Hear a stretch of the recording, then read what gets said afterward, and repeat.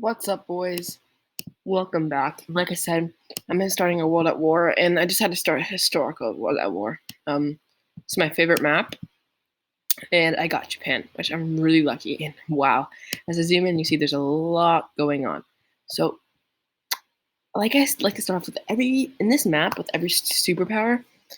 Um, I'd like to start off by grouping up all my armies and seeing what I got, because when it's like this, there's a lot of stuff to look at and it takes forever. So by grouping up my armies, I see, okay, I have this infantry and I have this armored car, and where are they going to go, right? So by grouping them up, I can really spread them out faster, and I can also get rid of them faster. Because honestly, you start off with a lot of unnecessary troops that are consuming your materials and are consuming um, like time and space in the battlefield. And you also just want to get rid of them, but use them to their full advantages. Um, you also want to make proper armies, right? Like proper stacks. With all these random troops that you start with, it's really hard to do that.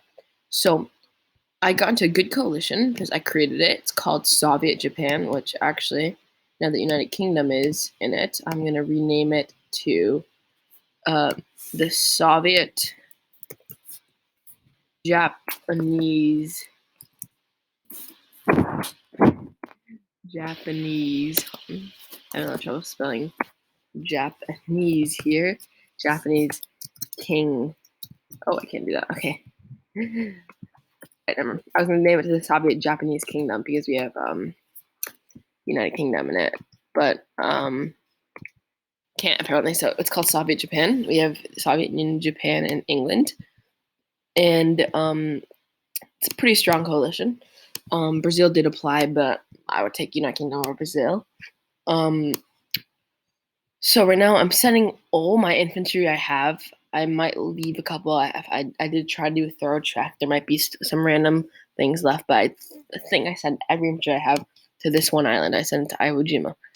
And then once I have that, which is gonna be like around 20 infantry units, I'm gonna break them up. So I'm gonna go bombard the Philippines. I'm gonna take that from America. That is 1, 2, 3, 40 stars. 40 free stars because he really doesn't have anything enough on there to guard from a Japanese invasion. But because my navy is really right there, and his closest fleet is over here, unless he's moving it. It's on Honolulu over here, unless he moves it. But he also did send me a message saying, "Hey, don't attack me," and I said, "Okay," which is not going to happen for long. Because unfortunately, the Philippines will be mine. I probably won't attack his mainland because once I see the Philippines, I'm attacking Netherlands. So basically, what happened is German Empire paratrooped into Amsterdam, just bombed the hell out of it, then paratrooped into there and took it.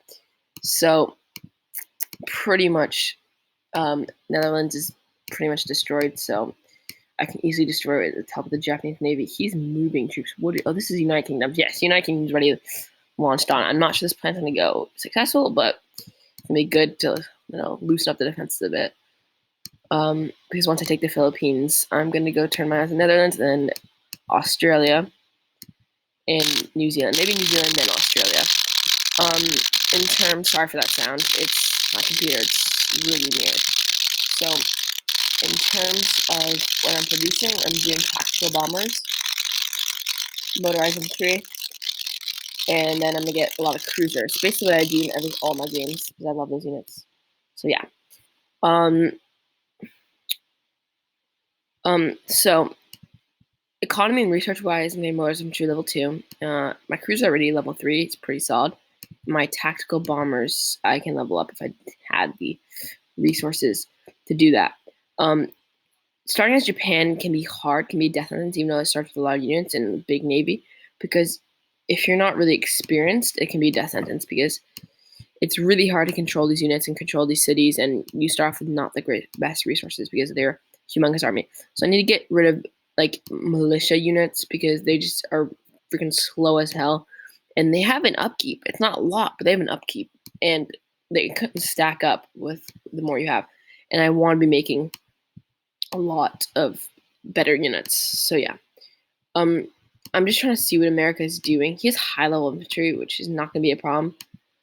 Go look at the player real quick because the main counter motorized infantry is elite infantry, And if we look at America, he does not have elite infantry, which is good.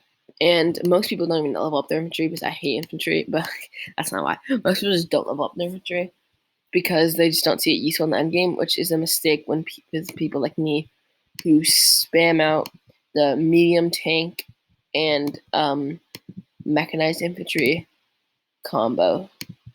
I love this a lot. It's awesome. So yeah, that about wraps it up for this video. I'll see you next time. It's gonna be a great series. I can't wait.